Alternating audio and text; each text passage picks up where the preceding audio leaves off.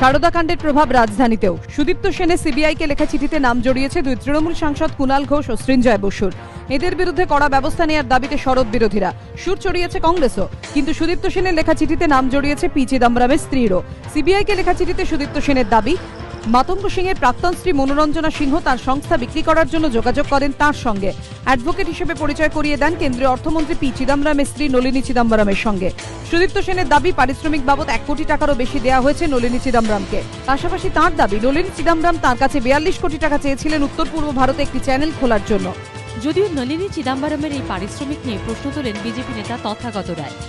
আমি বলবো 1 কোটি টাকা অতিরিক্ত পারিশ্রমিক ওর নলিনী সুব্রমণিয়ামের 1 কোটি টাকা পারিশ্রমিক হতে পারে না। সুপ্রিম কোর্টে খোঁজ করুন, যাদের হতে পারে তাদের নাম আমি বলেছি। ফালিনা রিমানের হতে পারে, নলিনী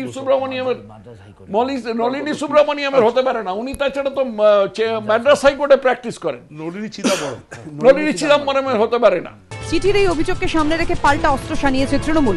পাল্টা আক্রমণ তৃণমূল সাংসদ কল্যাণ বন্দ্যোপাধ্যায়ের। তিনি বলেন, দুই তৃণমূল সাংসদকে নিয়ে হইচই করা হলে কেন্দ্রীয় অর্থমন্ত্রীরও তো পদত্যাগ করা উচিত।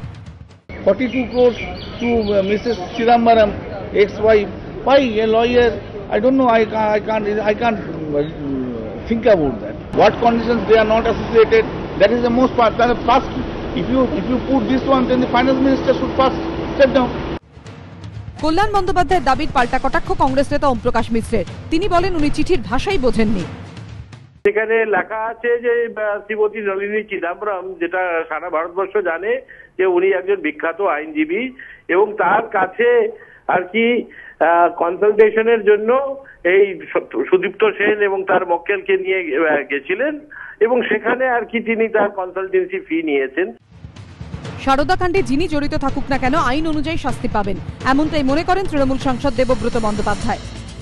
এনকোয়ারি হওয়া উচিত, হয়ে যারা অভিযুক্ত হবে তাদের আইনত সাজা যা হওয়ার হবে। রাজনৈতিক নেত্রী কোনো প্রবলেম নয়, যে আইন ভেঙেছে সে ক্রিমিনাল।